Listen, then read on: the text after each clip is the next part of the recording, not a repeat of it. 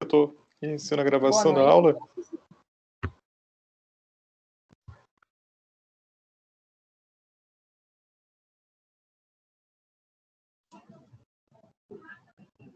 Boa noite. Boa noite, pessoal. Christian, né? Boa noite, colegas. Espero encontrar todos e todas bem. Vamos iniciar, então, o nosso encontro de hoje, né? Nosso terceiro encontro previsto para a disciplina de Introdução ao Pensamento Filosófico. E eu, desde já, me desculpe, eu estou com a voz um pouco rouca. Acho que foi essa mudança agora de temperatura muito brusca, né? E então pode ser que minha voz fale um pouco, mas se não, vocês me ajudam com qualquer coisa aí mais pra frente. E acontece. Deixa eu... Tem alguém com o microfone aberto, pessoal. Eu vou fechar aqui para...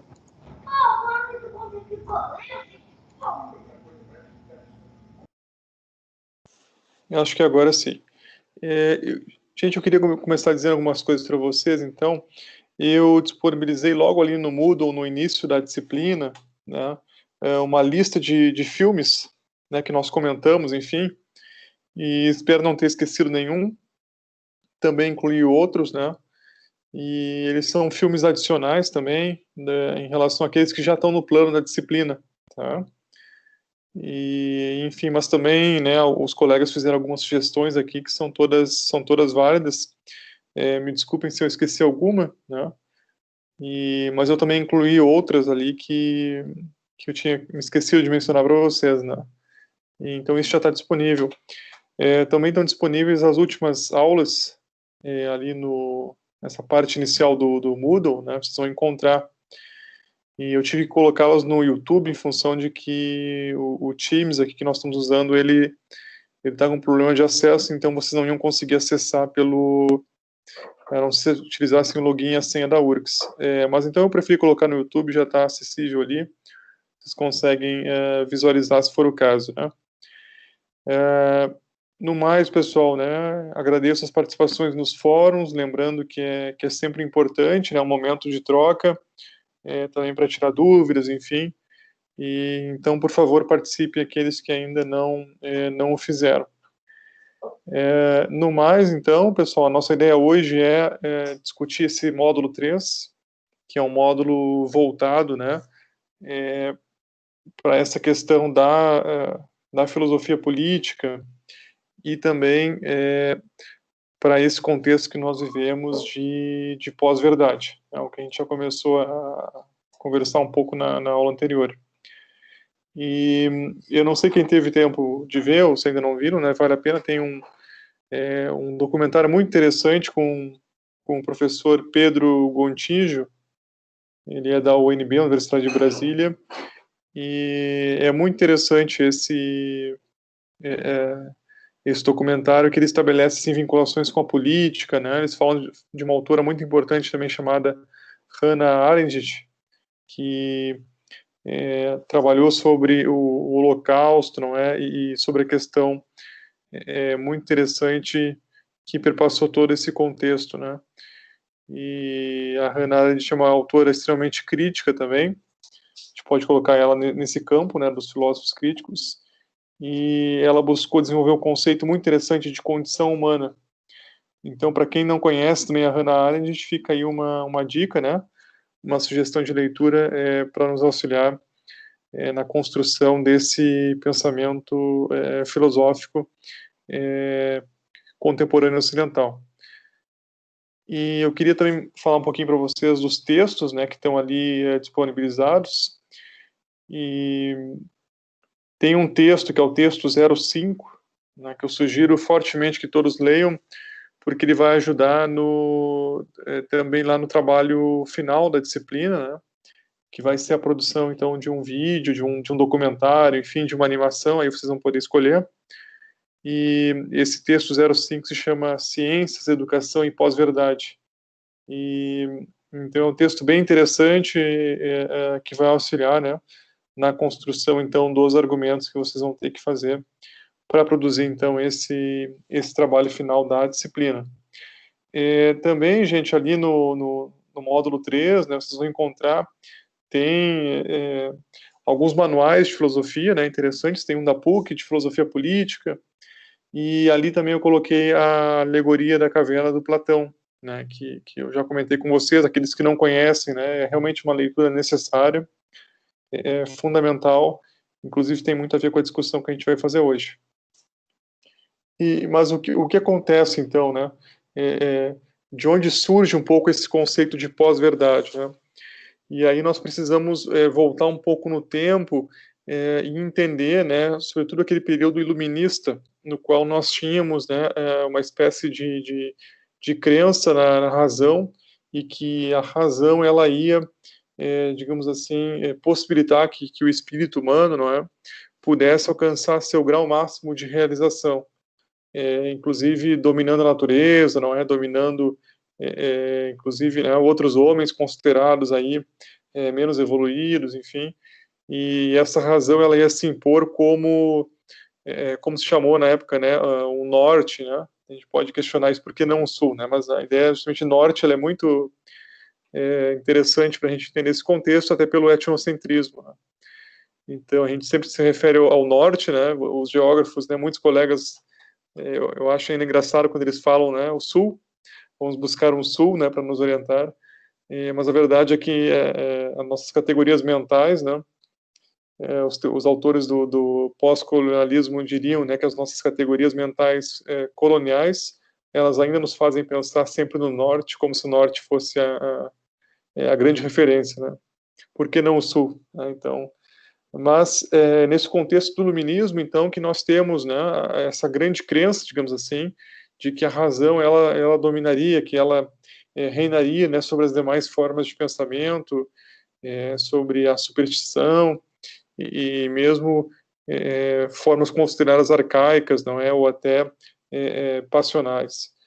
E no entanto, né, isso no século XVIII, século XIX, o século XIX, mas sobretudo o final do século XIX, sobretudo o início do século XX, que foi o século passado, eles colocam uma água fria, né? É um banho de água fria em toda essa ideia, em toda essa, em função do que ocorreu, né? Das tragédias, né? Inúmeras guerras.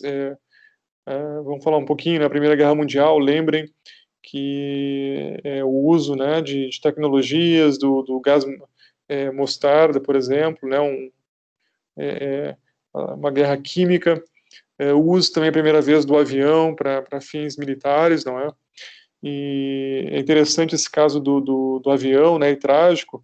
O Santos Dumont, que era um brasileiro, vocês bem conhecem, né, o inventor do avião, sem dúvida nenhuma, né, pessoal, tem essa polêmica com os irmãos Wright, mas o Santos Dumont, ele pode sim ser considerado, não é, não só o inventor do avião, mas também o inventor do relógio de pulso, não é, e de outros tantos engenhocas, vamos dizer assim, né, invenções tão interessantes, tão úteis, né, mas o próprio Santos Dumont, vocês sabem, né, uma história triste, ele acaba cometendo suicídio em função de que ele vê, né, o uso do avião para jogar bombas, enfim, para mapear o território, não é, com fins bélicos. E ele acaba entrando em profunda depressão e acaba tirando a própria vida, né.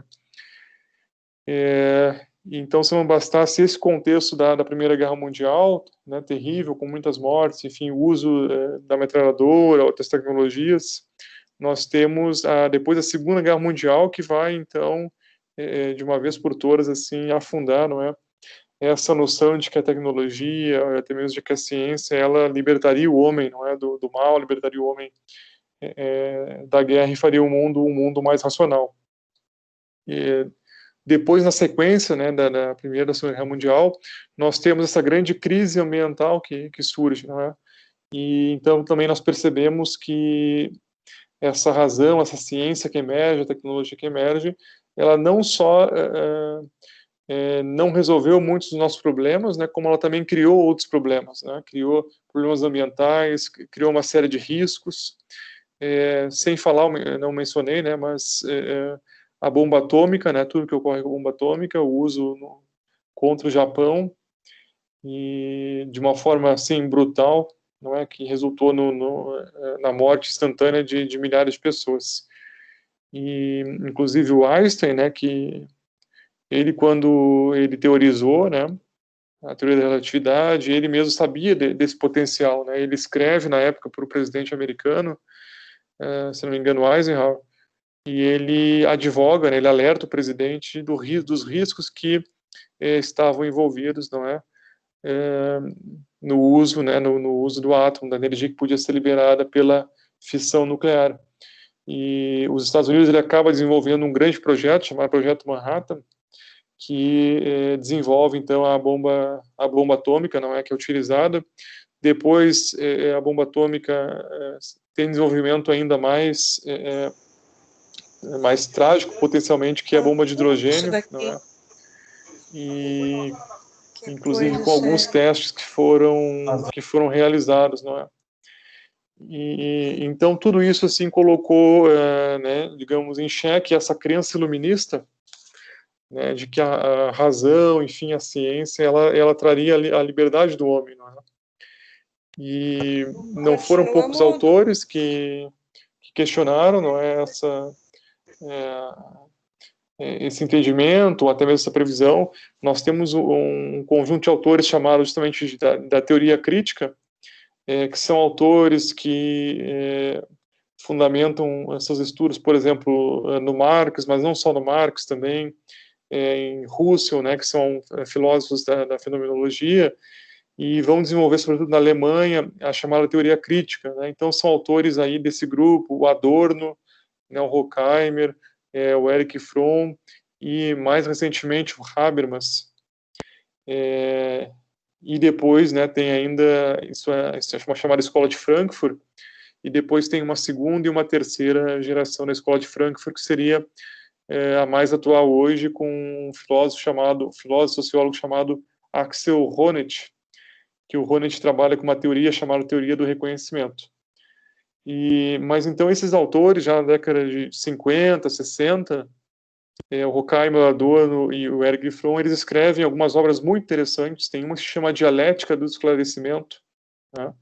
E que é uma obra, além de fundamental para entender essa teoria crítica, ela utiliza, né, alguns mitos da filosofia, utiliza o mito do Odisseu, vocês lembram, né? O Odisseu, que é aquele grande herói, não é, da obra da Odisseia, e aquele episódio no qual eles estão velejando num barco e ele precisa se amarrar, né, no mastro do navio para não se jogar ao mar, né, e não deixar o navio ir em direção às sereias, não é, que encantavam com seu canto os marinheiros. Então é uma obra assim muito poética também e filosófica, mas que faz uma dura crítica a essa razão iluminista, não é, que teria, digamos assim, traído, né, esse sonho de liberdade humana. E então não só não teria liberado o homem, né, libertado o homem, como teria amarrado ainda mais este homem em meio a tantas tecnologias, enfim, e riscos também que vão surgindo. Depois outros autores vão desenvolver essas ideias, né? O próprio Habermas, que é um autor mais contemporâneo, ele desenvolve a teoria da ação comunicativa, e ele é um autor que vai, por exemplo, colocar de um lado, né, o mercado, a economia, e de outro a sociedade civil, ou melhor, de um lado o mercado e de outro lado o mundo da vida, e vai então dizer como esse mercado, né, ele tende a colonizar o mundo da vida, tentando fazer com que o mundo da vida passe a funcionar pelas leis do mercado, né? E aí o Habermas tenta expor as consequências, não é, desse processo, no que ele chama também de um capitalismo mais avançado. E então, pessoal, nós temos assim nesse contexto, não é, surge também movimentos de questionamento, não é, dessa chamada verdade, né? E algo muito interessante tem a ver também com o movimento da globalização. Quando o movimento, né, da globalização ele se amplia a partir dos anos 80, enfim, 90, 2000, é um pouco a ideia que se tinha, né, e aí vocês também, né, a geografia, temos os grandes aí, né, autores, enfim, intérpretes também desse processo, Harvey, não é? E outros, se imaginava, por exemplo, que a globalização nós íamos caminhar para uma homogeneização das culturas, não é? Para uma redução do poder dos estados-nação, para uma imposição do pensamento científico como sendo pensamento universal, para uma redução radical das religiões, enfim, pelo menos nas suas vertentes mais radicais, uma diminuição também dos movimentos nacionalistas, e até mesmo das expressões culturais mais particulares. Curiosamente, o que nós vemos é o contrário, né, disso. Claro que a globalização ela traz traços, né, em termos mesmo de cultura, né, de uma cultura que é global, que se globaliza, não é, com idioma, com músicas, com gostos e tudo mais. Mas, por outro lado, né, nós nunca tivemos estados tão fortes, tão poderosos, não é, que literalmente mandam no mundo, se a gente pensar hoje, né, o poder que a China tem, o que os Estados Unidos têm, né, o que a Rússia tem, é algo assim impressionante, né? Da mesma forma, grandes empresas, não é, que acabam, grandes conglomerados, que têm grande influência, aí até mesmo no preço, na produção de insumos, de produtos e tudo mais. Algo também interessante é que até mesmo o extremismo religioso, não é, ele se amplia. Nós temos o trágico 11 de setembro de 2001, não é, que ele já traz esse grande alerta, né, sobre esse mundo que estava se desenhando, que não ia ser nada pacífico, enfim, que não ia ser um mundo de uma linguagem única. E lembrando também que o 11 de setembro, antes, né, dessa data 2001, tinha sido a morte do Allende, né, aquele golpe terrível, aquele golpe militar que ocorreu no Chile, né, e agora lembrando que o Chile teve toda essa convulsão também social, ainda dessa grande ferida, né, do Allende, que não cicatrizou. Mas então o 11 de setembro de 2001, não sei quem de vocês se lembra, né, mas muitos estavam vivos já, a maioria talvez, mas ele já mostra claramente que esse mundo que estava se desenhando, esse novo século, não seria nada pacífico, nada tranquilo, e que nós precisaríamos aí teorias mais complexas para entender o que vinha pela frente, né, gente? Essa pandemia, eu diria que ela traz mais ainda elementos, né, nessa grande composição. Ela chega praticamente a 100 anos depois dessa última, da chamada gripe espanhola, que não era espanhola, né? E vocês sabem disso, a origem mais provável é nos Estados Unidos, durante a Primeira Guerra Mundial, né, pelas má condições dos soldados que viviam no campo, enfim, e passavam campo de batalha, né, passavam fome e tudo mais. Então essa pandemia, ela traz mais elementos assim, e curiosamente, né, a gente vê, por exemplo, essa questão no mundo todo, né, das fake news, né, e até mesmo em países considerados desenvolvidos, como o Reino Unido, né, a gente vê manifestações de grupos chamados negacionistas, né, ou até de movimentos que surgem contra a vacina, né, contra a medicação, contra até o uso de medidas de prevenção. E então isso é muito curioso que emerja, não é, com essa força, num momento onde nós temos muito mais acesso à informação do que tínhamos, né, anteriormente. No entanto, né, vejam que esse aumento de informação não significa, né, sobremaneira, no aumento do conhecimento, ou até mesmo no aumento da capacidade reflexiva que as pessoas têm, não é, de conseguir ler esse mundo que emerge, esse mundo sobretudo digital, e saber fazer uma leitura crítica, né? Sobretudo quando nós temos o uso de imagem, de texto, de som, enfim, diferentes mídias, com função de manipular, né, de distorcer até fatos, né, enfim, e de impor, né, digamos assim, certas visões sobre o mundo, né, e o pior ainda quando são visões que estão aí imbricadas com o ódio, não é, ou com a indiferença, ou incitando também crimes contra os direitos humanos básicos, não é? E então isso, assim, há 20 anos atrás, né, quando estava um grande boom dessa discussão sobre globalização e sobre esse mundo, né? Não se tinha, assim, não se imaginava, né, esse mundo dessa forma, pelo contrário, né, se imaginava um mundo assim muito mais clean, um mundo muito mais homogêneo, muito mais alinhado, né?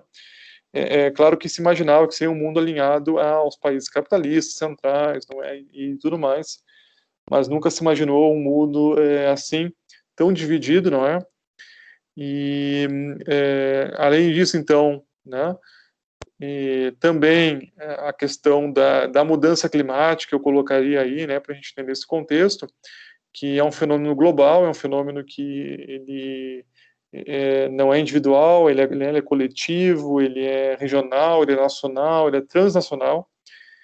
E o mais interessante e mesmo trágico, não é, que é algo ainda extremamente abstrato para as pessoas, né? Embora nós estejamos sentindo, né, aqui mesmo no Brasil, alterações importantes no clima, mesmo esses incêndios, além das causas criminosas que existem, né, além da incitação feita por, né, políticos, enfim, mas ainda tem essa questão também ligada à mudança climática, né, e tudo indica, infelizmente, que isso piora. Mas muito da mudança climática, né, primeiro, tem a ver com o desconhecimento que as pessoas têm, né, sobre o processo, mas muito porque também os cientistas, né, não conseguiram, e nós não conseguimos, né, os professores, enfim, digamos assim, mostrar para as pessoas como até mesmo pequenas ações podem impactar, né? Eu sempre brinco com meus alunos, né, que se o dióxido de carbono fosse visível, né, aos olhos nus, a gente não teria problema algum, né, porque todo mundo viria como está se acumulando, né, por tudo, e digamos que fosse uma cor rosa ou verde, azul, não importa, né? Infelizmente a gente não vê, a gente até vê, né, uma poluição, mas ela acaba assim não sendo visível, né? E infelizmente, né, é um pouco assim um fenômeno que ele vai se tornar mais visível quando ele já for praticamente irreversível, né? A verdade é essa, né? E nós temos tido dificuldades, as autoridades têm tido dificuldade em explicar isso, né, para a população, embora tenham tido avanços, e vejam que até mesmo protocolos, o protocolo de Kyoto, né, que foi importante, e outros avançaram ainda muito pouco, né. Sobre isso, questão ambiental, dizer para vocês que uma notícia boa, né, o protocolo de Montreal, vocês lembram que na década de 80, né, houve uma grande discussão sobre o buraco na camada de ozônio, né? Inclusive aqui no sul é bastante grave ainda, né? E o protocolo de Montreal foi o primeiro grande acordo internacional que se fez para reduzir a emissão eu me esqueci o nome agora do poluente, né? Mas alguém pode me... perdão, é o CF2, né? Acho que é o CF2, que causava, né, o cloro, né? Que causava esse problema, que é utilizado nos aparelhos. CF. C. CFC, perfeito, ó. Quase esquecemos já, né? Mas... Clorofluorcarbono. Clorofluorcarbono, perfeito. Que era utilizado, né, pessoal, em spray, vocês lembram, aerosóis, né? E também em aparelhos de condicionadores de ar, também refrigeradores, não é? E tudo mais. Mas esse protocolo, gente, ele é considerado bem sucedido, né? Porque, felizmente, o buraco ele vem reduzindo bastante, né? E se tudo continuar assim, esperamos que sim, é possível que ele vá desaparecer, tá? Mas sem nos deixar, né, gente, um legado aí de muitas mortes, inclusive aqui, né, nós temos uma incidência grande de câncer, né, câncer de pele, enfim, e tudo mais. Mas então vejam que é nesse contexto todo que nós temos que entender essa chamada era da pós-verdade, né? E a era de pós-verdade também ela emerge tanto assim, até mesmo uma crítica à ciência, né? A ciência é impotente diante de muitos problemas, eu diria, né? Também, sobretudo, no mundo político, né? Uma impotência do mundo político em resolver os problemas cotidianos da vida prática. E, além disso, né? Esses fenômenos do nacionalismo, a questão também religiosa mais radical, não é, que emerge em vários países, com um questionamento, inclusive, assim, de princípios básicos, né?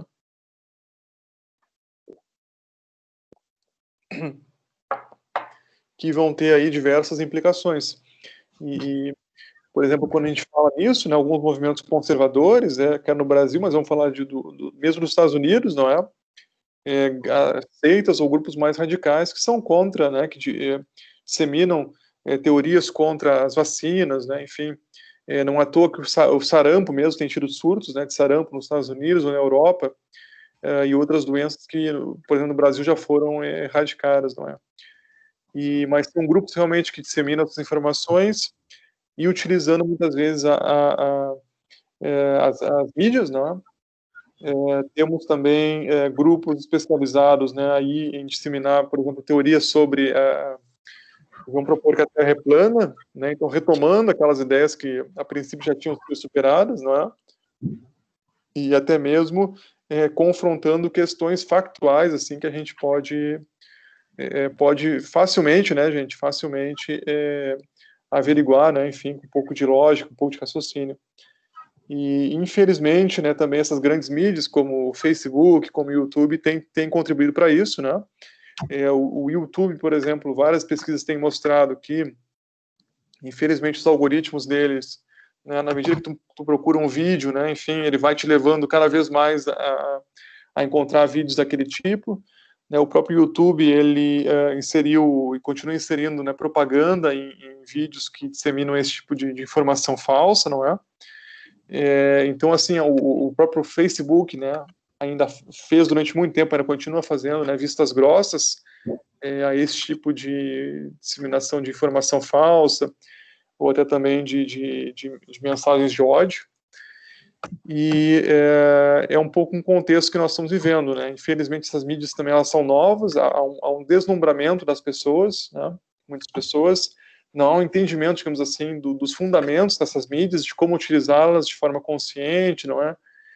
Também os estados, não há uma regulação sobre essas mídias, né? E também, claro, a gente tem que discutir em que medida se quer regulação, porque, né, sem violar a privacidade, a intimidade, essa regulação das mídias é sempre algo complexo, né?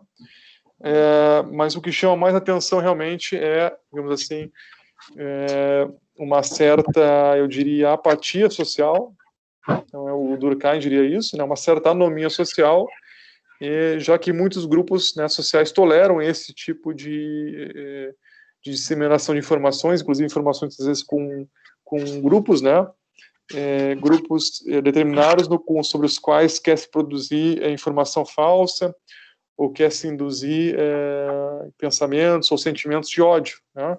Dou um exemplo, contra as mulheres, ou contra minorias, não é? Ou contra, enfim, e muitas vezes, inclusive, com o uso de mensagens aí subliminares, né?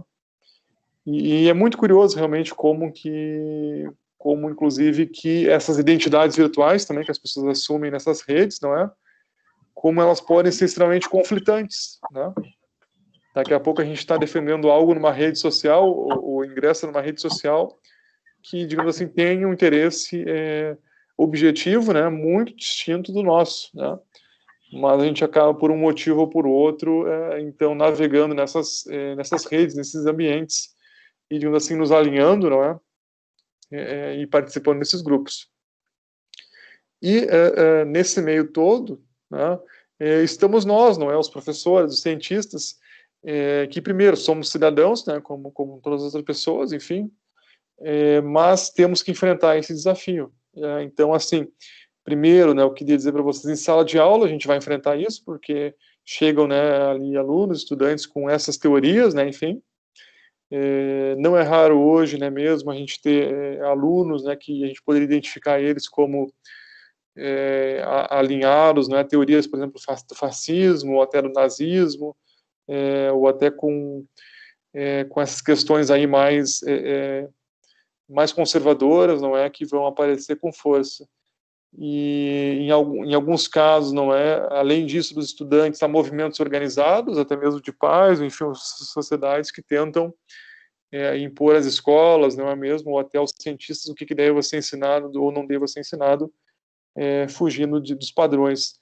Um bom exemplo que ocorre em muitos países, os Estados Unidos também é um exemplo interessante, é a questão do criacionismo, né?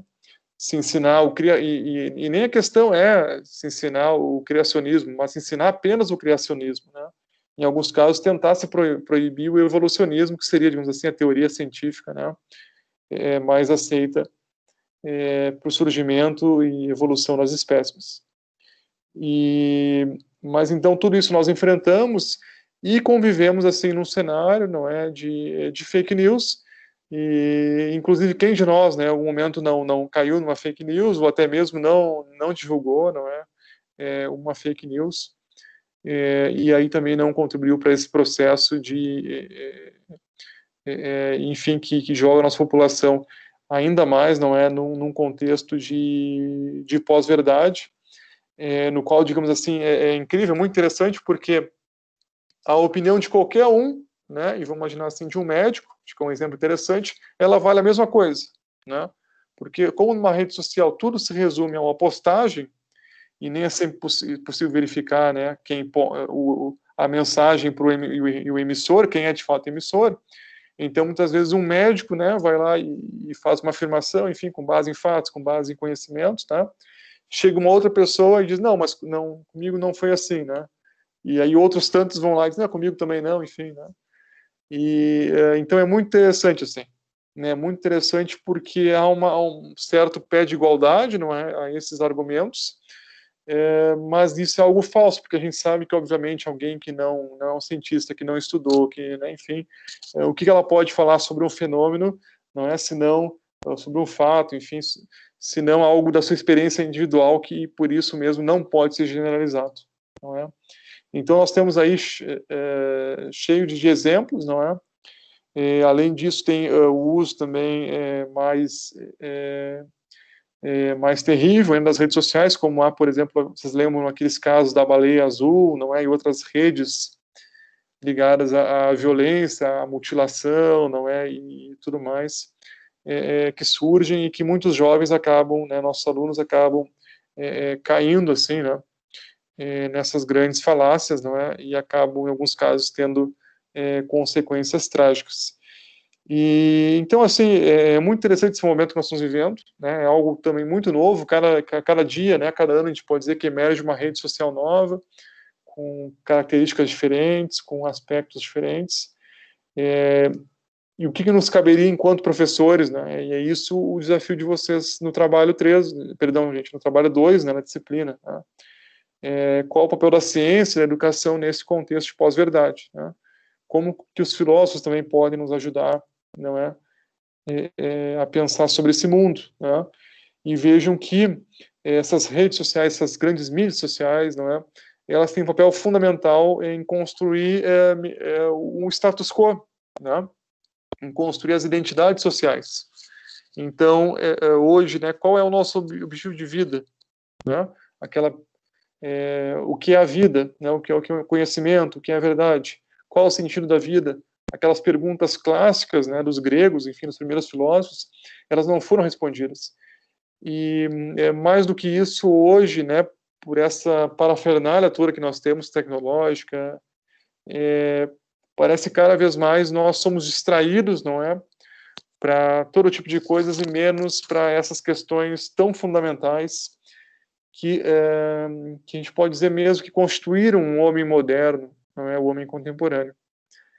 E eu vi que tem algumas questões já, eu estou indo para o final aqui, mas eu queria dizer para vocês que alguns autores, inclusive, alguns filósofos, né, sociólogos e outros, vão dizer que o homem, né, enquanto, inclusive, objeto de estudo, né, ciências humanas, enfim, na filosofia, ele surge num dado momento. Quando que ele surge? Quando ele começa justamente a se questionar, não é?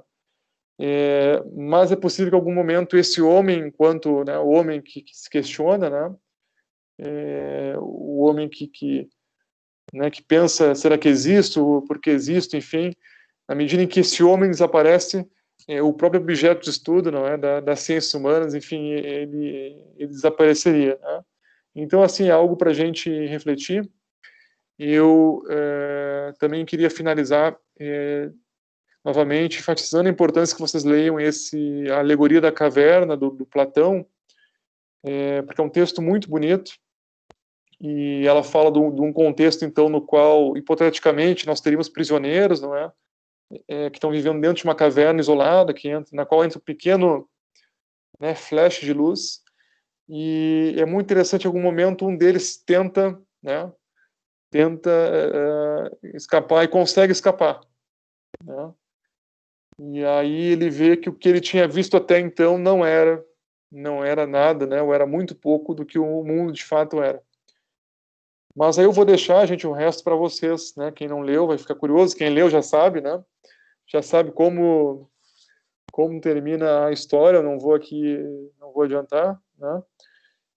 Mas a minha pergunta seria para aqueles que leram, né, e para aqueles que vão ler, o que poderíamos fazer, né, quando nós retornamos para a caverna e encontramos lá os prisioneiros, né? O que poderíamos fazer, tá, gente? Tentando reescrever um pouco o final da alegoria, né? Tentando buscar uma solução, se é possível, né, gente, uma solução para a alegoria, né, que é um paradoxo, né, que o Platão deixou, enfim, dessa história que ele teria ouvido do Sócrates, e que traduz muito bem essa busca do homem pela verdade, mas também, e parece que isso não mudou, que nem todos buscam a verdade, né, e que tem muitos que buscam, além disso, esconder a verdade dos demais, né?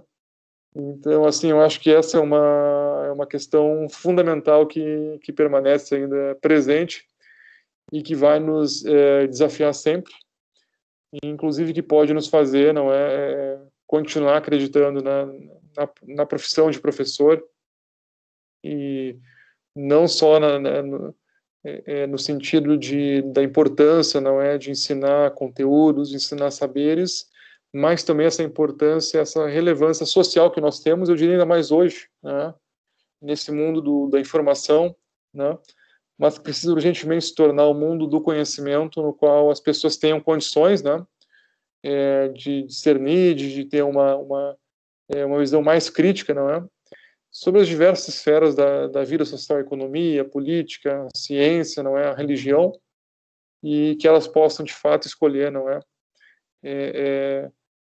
o que elas desejam, né, das suas vidas, que elas não sejam, digamos assim, subjugadas, que elas não sejam transformadas em produtos, não é, ou em meros consumidores compulsivos de algo que não faz muito sentido, ou de algo que a gente consome hoje, amanhã tem que estar buscando algo novo, porque parece que tem uma satisfação que a gente nunca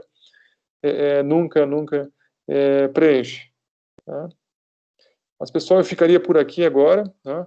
Eu estou à disposição de vocês para a gente conversar, né? Lembrando que hoje é o nosso último encontro aqui virtual, e se vocês também quiserem tirar alguma dúvida sobre a tarefa 2, né? A gente pode conversar. No mais, nós nos encontraremos lá no seminário final da disciplina, né? Então, eu agradeço desde já a participação de vocês e vou abrir para perguntas, então, agora. Acho que o Márcio está com a mão levantada. Márcio, por favor.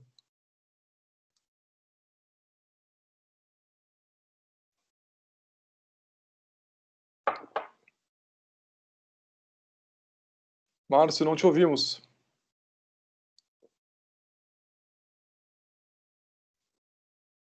Opa, ouve. Agora sim.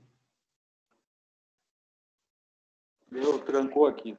Não sei o que deu aqui. Acho que é problema na minha internet. Enfim. Não, mas Tranquilo. eu vi o senhor da caverna, do Platão, né? Parece que se fosse feito hoje essa história, teria tudo a ver, né?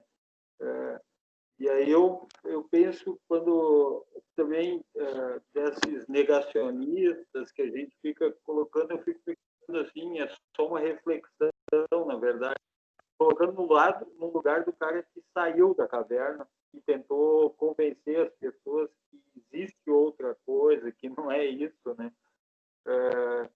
E é isso que às vezes não faz isso, né? Seja com a família, ou seja com alguém próximo, tu tá meio nessa loucura, né? Parece que tu é o doido da história, né? E que é o contrário, né? A gente poderia estar falando uma noite toda só dos absurdos que surgem, né? De que e aí se criam uns vilões, assim, claro, não é nosso tema, mas tipo o Paulo Freire virou um inimigo da educação, assim, um absurdo, que não tem um cabimento, né? Como se ele fosse, primeiro ele é colocado maior do que não que ele não seja um grande pensador, mas como ele fosse o maior do que ele realmente e ele é destruído. Então, é uma coisa, é mais uma reflexão mesmo, professor. Obrigado. Obrigado, Márcio. Obrigado. Que bom que tu trouxe essa reflexão, Márcio, para a gente, né? E essa questão dos negacionistas realmente é algo assim que chama muita atenção, né? Mas eu nem diria, né, Márcio, porque também tem, né, pessoas que entram nesses movimentos, talvez não, até por ignorância, não compreendem as implicações, né, que podem ter. Mas o pior são aquelas pessoas que entendem, né, das implicações e mesmo assim manipulam os demais, inclusive muitas vezes com fins econômicos, não é? Então isso chama assim muita atenção. Então fico feliz que tenha trazido esse elemento aqui para a gente conversar, não é? Com certeza é muito relevante pensar hoje, né? O que aconteceria hoje com o sujeito que foge que consegue sair da caverna, né? O que aconteceria com ele, né? É algo assim para a gente refletir. Obrigado, Márcio. Agora é a Márcia. Oi, consegue me ouvir, professor? Sim, Márcia, perfeitamente. Professor, eu gostaria de, na verdade, fazer um questionamento para ver se eu compreendi corretamente esse contraposto que o senhor fez em relação à ideia do iluminismo com a pós-verdade. No meu entendimento, o movimento iluminista foi um movimento que buscou superar o misticismo, toda aquela questão da crença em algo sobrenatural como uma forma de explicar a realidade, e acabou se debruçando em cima do uso da razão e do cientificismo, acreditando que isso resolveria todos os problemas da humanidade. Já a pós-verdade seria um movimento que vai fazer toda uma análise em cima do que foi feito pelo ser humano com essa ciência já desenvolvida, na questão do conhecimento que foi construído, a forma com que ele é aplicado na sociedade, voltado bastante para a questão da manipulação e da distorção de informações e do próprio conhecimento em prol de interesses de um determinado grupo ou como uma forma de simplesmente desacreditar um conhecimento que foi construído? Seria mais ou menos isso? A minha analogia está correta? Márcia, assim, veja bem, né, o iluminismo ele foi um movimento de fato, né? Agora, esse contexto que a gente está chamando de pós-verdade, né, é um pouco assim buscando descrever o que nós estamos enfrentando, né? Mas eu duvido que alguém lembra que o Diderot, por exemplo, o Voltaire se identificavam como iluministas, né? E possivelmente tinham muito orgulho disso. Mas eu duvido que alguém da pós-verdade, enfim, né, algum autor que nós temos, ou vários, né, ficaria feliz e se identificaria, não é? Porque algo assim muito é isso mesmo que você apresentou, né, Márcia? Eles não vão se intitular pós-verdade, porque veja bem, gente, o que quer dizer alguém que, né, argumenta no âmbito da pós-verdade, né? Está dizendo assim, olha, o que eu estou dizendo não está baseado em nada, em fatos, né? Mas eu estou certo. Por que eu estou certo? Porque eu sou de tal país ou porque eu sei, né? E é um pouco o que eu ia comentar antes no Márcio também, Márcio, que os sofistas faziam, né? Os sofistas, eles pegavam um problema e eles não atacavam um problema, né? Eles começavam a falar tantas outras coisas, ou até mesmo procuravam um bode expiatório, né? Que lá pelas tantas as pessoas, elas não tinham mais, né? Elas não vinham mais o problema em si. Tem muitos casos, não vou falar agora do nosso contexto, senão a gente, né? Mas eu vou falar do nazismo, né? Por exemplo, o Hitler, ele tinha que achar um grupo, né, para tirar a atenção do momento que a Alemanha vivia, que era terrível, econômico, enfim, político, cultural, não é? O que ele faz? Ele nomeia que grupo era esse? Eram os judeus, né, os homossexuais, os negros, enfim. Ele diz, olha, é esse grupo que é responsável pela Alemanha estar nesse jeito que está, né? Então ele tira, digamos assim, a atenção dos alemães, inclusive da política, né? Inclusive de fiscalizar o político, que seria, no caso, ele, né? E com isso ele consegue, de forma irracional, mobilizar a população, com ódio, com raiva, não é? E consegue construir esses elementos. E veja assim, né? O que nós temos, tá, Márcia? Isso você está certa, né? Há grupos poderosos, né? Eu estava lendo agora reportagens interessantes, pesquisas estão saindo. Primeiro sobre o cigarro, né? O tabaco, que é uma história muito interessante, tá?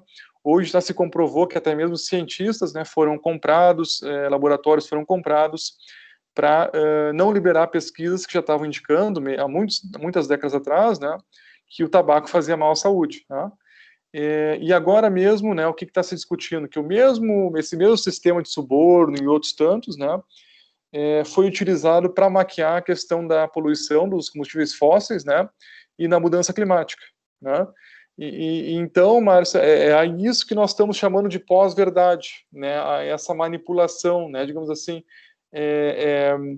o uso que até mesmo atores políticos ou econômicos vão fazer, né? Buscando afirmar o seu interesse, né? Mesmo, digamos assim, que a ciência diga, olha, nós não temos, vamos pegar o caso dos transgênicos, né? E outros, né, pesticidas, nós não temos estudos, né, que mostram a segurança, né, a segurança de usar esse pesticida, esse veneno, né, gente? Tá? E aí o que quer dizer isso, né? O princípio da precaução na ciência. Se tu não tem segurança, se tu não fez teste suficiente, gente, tu não usa algo que pode ser mortífero, que pode gerar mutações, que pode gerar uma série de consequências, não é? O que a pós-verdade, Márcia, diz, né? Não, inclusive, olha, vejam, nós não temos, nenhum estudo mostrou que faz mal, então ele pode ser usado. Gente, isso é uma enorme falácia, vocês estão entendendo? Mas não é quantos políticos, né, já não fizeram esse tipo de argumento, né, ou de comunicadores, enfim, ou até pessoas que vocês conhecem, né? O sujeito diz assim, não, refrigerante não faz mal, né? Eu tomei toda a minha vida e não faz mal, né, gente?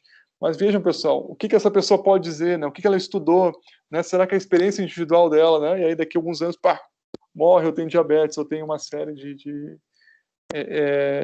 doenças aí, né, Márcio? Então, mas assim, a gente não teria um movimento, né, de pós-verdade. A gente tenta isso, né, os sociólogos, os geógrafos, né, a gente tenta construir, e os filósofos, essa chamada era da pós-verdade, que tem essas diversas características que a gente veio tratando aqui, tá? Então, com isso aí você está certa, né? Agora, ninguém me perguntou por que o iluminismo não deu certo, né, pessoal? Tá? E aí seria uma ótima pergunta, Márcia, tá? Que eu acho que você coloca bem, né? E é muito interessante, é um enigma, gente, né? É um enigma. É um pouco assim, talvez, diriam os gregos, né? A mitologia, que é um pouco uma maldição, né? Um pouco assim, nós, na medida em que nós tentamos avançar, né? Por exemplo, criar tecnologias, melhorar nossa vida, nós criamos outros problemas, né? É algo muito interessante, né? Tem aquele filme, a História do Fogo, né? A História do Fogo, ela tá para vocês, gente, né? Tá ali recomendado como um filme, incluindo na listinha, né? Para quem não viu, vale a pena ver, é a história da evolução humana, né? Mas volta aos primórdios do desenvolvimento humano, o homem das cavernas, ali na mudança bem do paleolítico para o neolítico, quando o homem ele era nômade, ele passa a habitar no território, né? A se tornar mais permanente. E é muito interessante porque a gente reflete hoje, né, sobre ganhos e perdas disso, né? Porque os iluministas, e aí, gente, é importante, né, o Augusto Comte, né, que a gente falou nele, ou mesmo Hegel, né, que inspirou Marx e outros, eles tinham essa visão clara, gente, de que nós íamos rumar para um futuro maravilhoso, um futuro iluminado, um futuro onde as coisas iam se resolver, não é? E o que nós vimos não é isso, né, gente? Não é longe disso, longe disso. É um futuro de cada vez mais incerteza, não é? De risco. Hoje o que a gente fala no máximo são improbabilidades, não é? Não há mais certezas, né? E então por isso que temos aí o conceito de pós-moderno também, né? Mas esse de pós-verdade, talvez no nosso caso aqui seja o mais interessante, Márcia e colegas, porque ele coloca em xeque assim, esse papel da educação, não é, dos professores, da ciência, no que nós estamos vendo que está acontecendo no mundo, né? E mais grave do que a gente está vendo agora também, em muitos países do mundo, né? Os recursos da ciência estão escasseando, né, pessoal? Tá? Então, nós nem conseguimos convencer, né, a população, os políticos, e além disso a nossa capacidade de convencimento vai diminuir muito mais na medida em que nós não temos recursos para fazer pesquisas, não é? Ou até na medida em que países, né, deixam, como o nosso, deixam de formar profissionais, mestres, doutores, enfim, né, de educar mais a população. Obviamente, uma população menos educada vai valorizar cada vez menos a ciência e a tecnologia e vai ter cada vez menos essa capacidade de crítica, né? Mas por que, gente? Por que, né, o iluminismo ele acaba desagou? É uma questão para a gente discutir, tá, Márcia? É uma questão interessante. Alguém podia se perguntar também, por que o nazismo ele surge na Alemanha, né, gente? Se nós pensarmos, a Alemanha dessa época era muito interessante, né, uma população muito educada, né, uma população com uma cultura também fantástica, né, com uma riqueza material. Por que surge lá? Né, como surge lá? E aí o primeiro elemento do nazismo que a gente tem que entender é o nazismo, né, o primeiro golpe que ele dá não é na França, não é na Itália, não é na Europa, né, foi no próprio povo alemão, né, o próprio povo alemão que se deixou, né, digamos assim, convencer por uma ideologia, não é terrível, né, que depois deixou a Alemanha numa situação muito complicada, não é, com perdas humanas trágicas, com uma dívida moral, ética enorme que ainda hoje eles tentam pagar com as demais nações, né? Flávio e depois o Luciano. Pois não. Professor, desculpa me meter, é que eu não tenho, eu estou no celular, eu não tenho o dispositivo aquele da mãozinha, então eu gostaria de falar também, quando chegar a minha vez, o senhor pode me chamar, por favor? Perfeito, então temos o Flávio, a Luciana, e agora quem que falou? Perdão que eu não... Catiane. A Catiane, claro, Catiane. Aí depois é você, tá, Catiane? Se tiver mais alguém, gente, que está sem... não consegue levantar a mãozinha, pode falar também, tá? Ok, obrigada. Obrigado. Flávio? Boa noite, professor, tudo bem? Tudo bem? Professor, me corrija se eu estiver errado. Olhando, assim, alguns exemplos que foram dados na aula de hoje, né, como a alegoria das cavernas, do Platão, a questão do próprio iluminismo, né, outros paradoxos ali que nós temos hoje, a tecnologia, que ela deve ser algo utilizado para o nosso bem, como um veículo de aproximação, ao mesmo tempo está nos afastando, né, nos tornando cada vez mais individualistas, vamos dizer assim, né, do modo geral.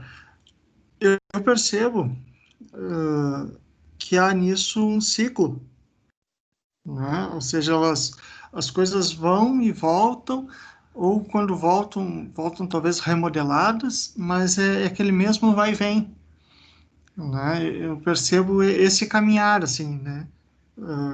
Como o senhor mencionou ali agora mesmo, Comte e outros que projetavam já a humanidade rumando para algo melhor, né? Mas como rumar para algo melhor se ela vive marcando passo, né? Vive nesse vai e vem. Não sei se a minha colocação está certa, se aos olhos da filosofia é mais ou menos por aí que a gente deve estar caminhando hoje, ou talvez enxergando o mundo, né? Perfeito, Flávio. E eu te ouvindo, Flávio, eu queria colocar mais dizer para vocês que o Hitler, pessoal, ele tinha o sonho que a capital do império dele, a inspiração seria Atenas. Tá? Então, olha que coisa assim contraditória interessante, né? E Flávio, essas idas e vindas da história, é isso mesmo, esses processos, né? Se a gente pensar o que significou a queda do Império Romano, né? Tá? Né, para a civilização do Ocidente, assim, foi algo terrível, né? Tá? O que significou também, por exemplo, a queda de alguns imperadores chineses, não é, ou até japoneses, né? Que acabaram levando a um período de vamos chamar assim, escuridão, de trevas, né? Agora, claro, né, Flávio, a gente como geógrafo, né, filósofo e sociólogo, a gente também já percebe que mesmo o Império Romano já tinha contradições muito fortes, né? Lembra que o Império Romano, quem que derruba o Império Romano, né? Segundo os romanos, foram os bárbaros, né? Quem que eram os bárbaros, pessoal? Quem vivia além dos muros, né? E existe um filme muito interessante também chamado A Queda do Império Romano, acho que e depois as invasões bárbaras, né? E eu não sei se vocês já viram esse filme, gente, As Invasões Bárbaras. Não é o que vocês estão imaginando, tá? Não tem a ver. É um grupo de filósofos que se reúnem na França, né? E um deles está morrendo de câncer e eles fazem uma discussão muito interessante, tá? Até esse eu não incluí lá, eu vou incluir. Invasões Bárbaras. Eu citei essa questão das indas e vindas, né? Como o senhor falou da questão das amarras, né? O pessoal está amarrado. Isso já lá na era de Platão, que já se via esses conceitos. Depois, anos mais tarde, né, um filme muito conhecido e já estudado há muito nas academias, que é Tempos Modernos, né, onde o Chaplin mostra o quanto o homem está preso, né, o quanto ele está amarrado a uma máquina, né, a um sistema e outros fatores ali que são levantados. E isso se torna a repetir hoje ainda, né? Outros países, outras culturas, a gente acaba percebendo isso. É isso, né, Flávio? Aí, como que a gente define esse processo, né? É algo interessante, por isso que eu brinquei com a maldição, né? Parece que é uma maldição, assim, né? Toda vez que a gente consegue vencer, né? Feitiço do tempo. Feitiço do tempo, exatamente, né? Algo assim, né? Ou lembrando né, alguns mitos gregos assim curiosos, né? Que das tarefas, por exemplo, né? Que vão sendo realizadas, né? Mas sempre tem mais uma que surge, né? Sempre tem assim uma cilada, né? Algo que vai aparecendo, né, gente? E tem a ver um pouco com a nossa busca de perfeição também, né? Flávio, o mundo não é perfeito, né? Então, na medida que a gente busca a perfeição, a gente vai sempre também se frustrar, né? Sim. Mas eu te ouvindo também, eu pensei no Sartre, né? Lembrem do Sartre, esse filósofo importante francês do existencialismo, não é? Que era casado com a Simone de Beauvoir, né? Que escreveu aquela obra O Segundo Sexo. Mas o Sartre ele tem essa teoria, né? Essa visão sobre o existencialismo. Ele diz, olha, o homem nasce livre, né? Isso quer dizer também que ele constrói esse mundo dele. Talvez aí esteja essa maldição, porque esse mundo ele pode se tornar o que nós construirmos, né? Exato. E aí obrigado. Não, eu que agradeço, Flávio, aí, pelas colocações sempre pertinentes, né? Luciano agora, gente. Boa noite, professor. Boa noite, colegas. Estão me ouvindo? Sim, Luciano. Eu gostaria de arriscar um palpite do porquê o iluminismo não deu certo. Eu vejo que o iluminismo ele teve uma maior força no início da primeira revolução industrial, na época lá de James Watt, a invenção do motor a vapor, né? E do tear mecânico, que é tido como o início da Revolução Industrial. E a gente tem um contexto ali inglês que está bem próximo dos principais iluministas, que é o Acordo de Windsor. Teve também grande repercussão no Brasil, né, no século XVIII ali. 18, 16, não me lembro. Negócio de... Foi em 1705, tá, esse acordo. E eu vejo essas duas questões como uma necessidade para o capitalismo da forma industrial se estendesse, ele não conseguiria dominar o mundo que tivesse um homem voltado para ele mesmo, jogando a luz sobre si mesmo. Ele precisava buscar mais as necessidades externas que demandassem uma produção que estava ganhando força, que estava ampliando os horizontes de forma muito significativa através da industrialização. Eu arrisco dizer que esse é um dos grandes motivos para não ter dado certo. Ele se chocou, de certa forma, com as pretensões de expansão da industrialização e do que a gente chama hoje de capitalismo, né? E eu queria também fazer uma pergunta. Eu sempre, quando me falam em pós-verdade, me vem à cabeça um conceito que eu não consigo desvincular uma coisa da outra, de pós-identidade. Deixa eu dar um exemplo. Eu tenho um cliente meu que ele não aceita mais que eu chame ele pelo nome. Não é que não aceita. Eu comecei a notar que eu agrado muito mais ele, e na relação cliente-fornecedor, às vezes tu precisa falar o que é agradável, né? Se isso não trouxer mais consequências e tal. Então, eu passei ele a chamar ele pelo nome que ele se autodenominou na rede social. Não é mais o nome dele, é o nome que ele tem na internet, tem no Facebook. Então, isso nos causa, no meu entendimento, uma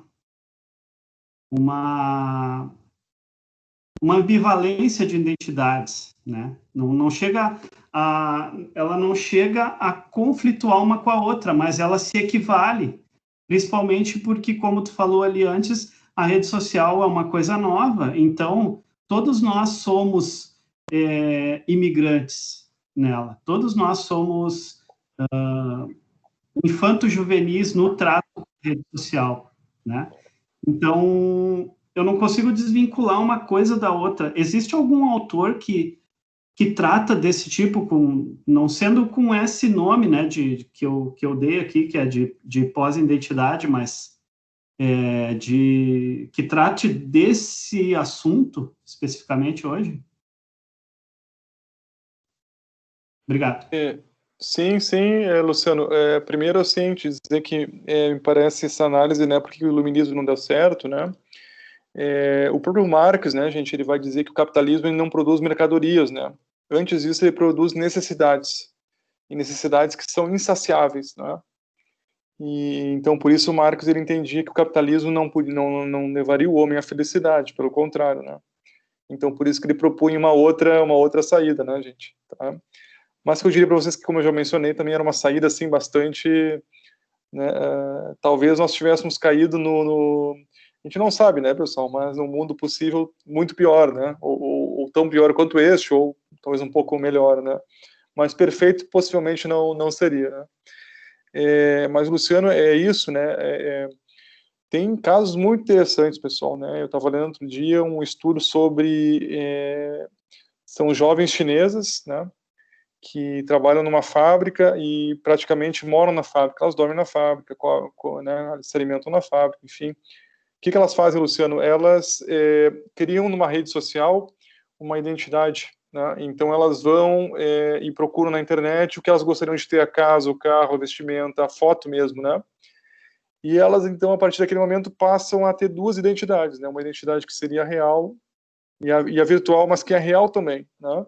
E elas vivem muito mais, digamos assim, toda a satisfação delas passa a vir, Luciano, dessa segunda identidade que elas têm, né? E muitas vezes é no outro país, Estados Unidos, Brasil, enfim, elas falam outro idioma, inclusive falam, né? Então, para nós é algo assim extremamente complexo, né? Paradoxal como isso pode acontecer. Mas tem autores, sim, né? Tem autores muito interessantes, tem até filósofos, né, que discutem essa questão da identidade. Me lembrei aqui rapidamente do Lipovetsky, né, que é um filósofo muito interessante. Tem um sociólogo chamado Anselm Strauss, né, que também discute essa questão da identidade. Tem uma teoria chamada identidades plurais, né, que então nós teríamos sim essa possibilidade de ter diferentes identidades. Tem, gente, o Pierre Levy, né, que é esse autor importante do virtual, né, que há muitas décadas ele já escreve sobre isso, como que o mundo estava se tornando virtual e que o real passaria a ser o virtual, né? e que é um autor muito interessante. Mas com certeza é um desafio, né? É um desafio, Luciano. E assim a gente tem que pensar, né? Nós que vamos estar nas escolas, que estão nas escolas, né, gente? Pensem assim, né? Se para nós é difícil entender esse mundo, né? E nós que já somos aí mais velhos, imaginem para quem está chegando, né, gente? Tá? Para quem está chegando nesse mundo e que muitas vezes não tem o estranhamento que nós temos, né? Porque isso é o complicado também, tá, gente? Nós temos estranhamento, né? Em relação a, para mim isso aqui é muito estranho, gente, ainda, né? Eu até brinco, se eu pudesse, eu não teria, né? Porque eu acho que dá mais trabalho do que ajuda, né? Mas enfim, a gente tem que ter, né? É um pouco que o Durkheim dizia, a sociedade ela impõe, né, gente, certas necessidades, né? Como conseguir um trabalho hoje ou como sobreviver, né? Sem ter uma conta de e-mail, sem ter um telefone celular, uma rede de mensagens, né? Enfim. Mas então, Luciano, é isso mesmo, né? A gente está num mundo cada vez mais artificial, virtual, não é? E nós temos sim essas construções de identidades. Me lembrei de um outro filme agora, cada vez vou ter que aumentar mais essa, que em inglês é surrogates, que eu acho que a tradução é substitutos. Substitutos, acho que é isso, né? E que é uma sociedade no qual as pessoas elas não saíam fisicamente nas ruas, né? Elas tinham uma espécie de avatar que ficava andando no mundo, né? E eu vou colocar ali também esse filme para vocês, né? E que é muito interessante, assim, tem um policial que ele decide que ele não vai, que ele vai sair fisicamente, né? E a mulher dele não saía há muitos anos porque ela achava que estava ficando velha, então o avatar dela, obviamente, né, não envelhecia, né, gente? Eu não estou sugerindo isso, tá, pessoal, em hipótese alguma, né? Mas é um pouco que a gente está vivendo na pandemia agora, né, Luciano, se a gente pensar, né? Vocês mesmos nunca me viram, né, pessoal? Eu não sei se foi um de vocês que eu encontrei no mercado, né? Se for, me lembra aí, né? Mas fora isso, a gente não se conhece, né? Pode ser que eu seja um robô também, Luciano, né? Um avatar aí que estou sendo comandado por alguém, né? Mas são tempos interessantes, né, gente? Eu diria, né? O Eric Hobsbawm, que foi um historiador britânico que morreu marxista, né? Ele tem tem vários livros interessantes. Tem um que é a Era dos Extremos, que é um calhamaço assim que ele fala do século XX, né? Ele tem livros também sobre a Guerra dos Impérios, enfim. Mas esse último livro, acho que foi um pouco antes dele morrer, se chama Tempos Interessantes, que ele faz essa grande reflexão, né? Sobre o deslocamento do espaço-tempo, né? Das identidades, enfim. E é muito legal porque é um autor, ele tinha 90 e poucos anos, né? E ele, gente, então, ele tinha todo o estranhamento, né? Pela idade desse mundo, né? Que tá... então valeria a pena ler, gente, tá? Ou a Era dos Extremos, vale muito a pena ler. Quem quiser entender o século XX, nessas grandes questões, ou também esses tempos interessantes, né? Temos a Catiele, gente, depois o Renato. Oi, professor. Boa noite para os colegas.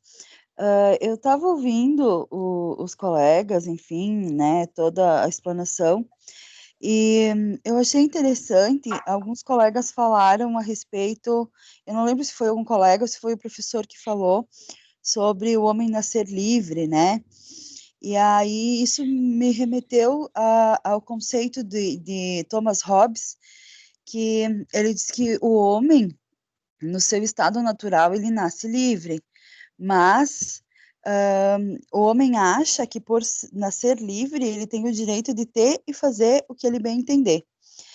E aí, para evitar que isso acontecesse, porque isso gera um estado de insegurança e anarquia, os homens se uniam e formavam aquilo que ele chamava de contrato social. Na verdade, Rousseau era contra esse contrato social, porque ele dizia que o contrato social fazia com que uma parte escravizasse outra parte, e esta parte permitisse ser escravizada. Ainda no conceito de sociedade, eu ouvi também alguns relatos sobre socialismo, capitalismo e tal.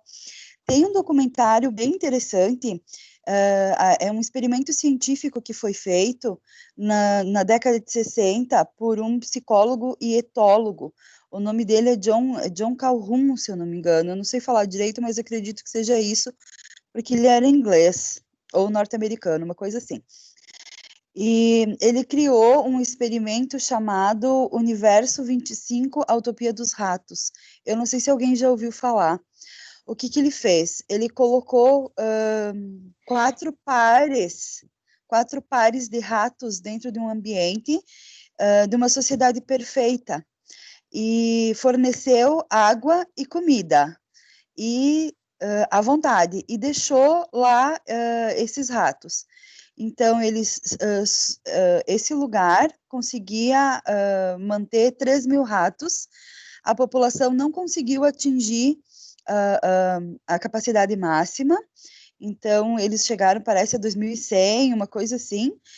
E quando eles estavam numa determinada parte desse experimento, e ele repetiu esse experimento diversas vezes, tanto que o universo 25 é o número da vez que ele reproduziu esse experimento, e todas as vezes o experimento terminou da mesma forma. Então, o que ele observou? Que nessa comunidade, alguns ratos escolheram os melhores lugares, outros impuseram a sua força, outros abusaram sexualmente de outros ratos. Inclusive, ele observou tendências depressivas, suicidas, homossexuais e de isolamento nesta comunidade de ratos. E ele disse que isto seria exato, porque ele era etólogo, né? Então, Sim, ele disse que isso seria, com certeza, refletiria a sociedade humana. Então, não sei se os colegas gostariam de assistir ou se acham interessante. É um documentário bem curtinho que aparece em vários canais do YouTube. É só digitar lá Universo 25, que já aparece. É um experimento que eu achei bem interessante e que ele explicaria tanto o socialismo, que não deu certo, tanto quanto o capitalismo. Porque se a gente for ver nos degraus de Maslow, o primeiro degrau fala sobre a comida. Né? Então, quem está no primeiro degrau, a única coisa que busca é a sua perpetuar a sua espécie comendo. Quem ultrapassa o primeiro degrau e sobe para o segundo, pensa em relacionamento. Então, no caso dos ratos, esses 2 degraus estavam supridos, porque eles tinham alimentos e eles tinham o relacionamento. Então, eles se encaminharam para o terceiro, que seria a escala de poder. Né? E aí, disso para diante, a sociedade cresceu e ela evoluiu e involuiu, e parece que dentro de 600 dias, o último rato morreu sozinho e isolado dentro do universo ali, que foi criado para abrigar até 3.000 ratos. Então, eu não sei, só uma sugestão, algo que eu achei interessante e compartilhar com os colegas. É isso, obrigada. Isso me lembra, obrigado. Isso me lembra, né, gente, também alguns autores, né, vejam, o Durkheim mesmo, que era um sociólogo, filósofo, né, ele via que ele já viu o individualismo, né, predominante quando ele vai estudar a França ali no século XIX, né, e então ele via que esse individualismo estava levando para uma anomia, né. O Weber também, que era um sociólogo, filósofo, né, alemão, ele disse que o homem estava cada vez mais se confinando no que ele chamou uma gaiola de ferro, uma jaula de ferro, né, e que ele não conseguia se soltar mais, né. E o próprio Weber também entrou em depressão no final da vida, né, ele viu esse contexto da Primeira Guerra, enfim, né, e tudo mais. E não, de fato, né, gente, de fato, assim, quais são as razões que levam, né, o homem buscando também autores como Freud, né, e aí, né, pessoal, a gente não tem tempo, mas o Freud, ele tem esse belo livro chamado O Mal-Estar, né, na civilização, que ele vai tentar responder isso, tá, gente, também.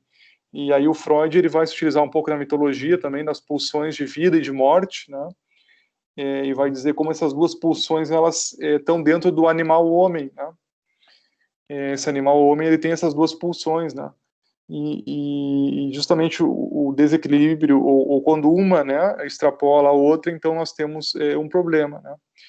E o Freud, a visão dele também é pessimista, né, gente, quem viu ali, o Jung, né, que depois é um autor importante, que trabalha os arquétipos, né, ele vai ter também uma visão pessimista, ele vai ver, né, que o homem tem esses arquétipos profundos, inconscientes, que guiam a sua ação, né, e muitos deles são arquétipos de violência, de destruição, não é?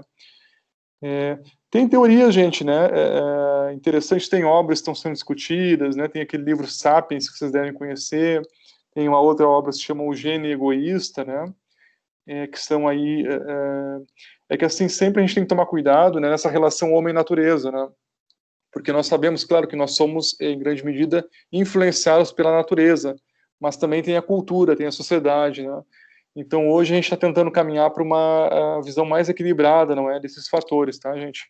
Mas eu não descartaria, com certeza, a questão genética, biológica, não é, que até mesmo gente que vem da seleção natural, né, até hoje mesmo se discute muito, né, tá cada vez mais achados interessantes, por que o Homo sapiens sapiens, que somos nós, né, gente, por que nós somos o único a sobreviver? Já se sabe que pelo menos havia o homem de Neandertal e outros tantos, né? Então por que nós sobrevivemos, né, gente? É uma discussão interessante, né? Mas muito provavelmente nós matamos todos os outros, tá? Então a gente tem que pensar um pouco isso, né? E aí tem estudos que estão mostrando que a gente não só matava, mas também a gente acasalava, né? Então tem amostras de DNA que estão mostrando que nós temos uma parte do nosso DNA também de Neandertal, né, e outros grupos, né, mas são coisas que não estão ainda bem explicadas, que a gente está entendendo aos poucos, não é? Mas então são com certeza elementos biológicos, genéticos, sociais, culturais, não é? Que vão, digamos assim, guiando esse comportamento, mas também, pessoal, quando a gente entra nessa dinâmica de grupos sociais mais amplos, né, aí então é um pouco ainda indeterminado, né, um pouco indeterminado, mas é fato, assim, também se a gente pensar, né, os grandes impérios, todos eles caíram, né, gente, então nós tivemos momentos de ascensão e de queda de todas as grandes civilizações, né, por que imaginar que a nossa vai ser diferente, né, também seria um elemento para a gente refletir. Também outros grupos, outros organismos, né, também, por exemplo, muitas vezes acabam consumindo todos os recursos do ambiente, né, e acabam, em alguns casos, entrando em processo de extinção, né, isso é algo que a gente visualiza até em experimentos na biologia, né, que são muito interessantes e que podem nos ajudar também a pensar não é esses processos sociais e filosóficos que a gente está discutindo. Eu diria para vocês que o nosso desafio hoje é isso, né, gente? É conseguir conciliar esses diferentes olhares da geografia, da filosofia, da sociologia, da biologia, da genética, né, para tentar explicar esse grande quebra-cabeça que é o homem, o ser humano e a vida em sociedade. Renato?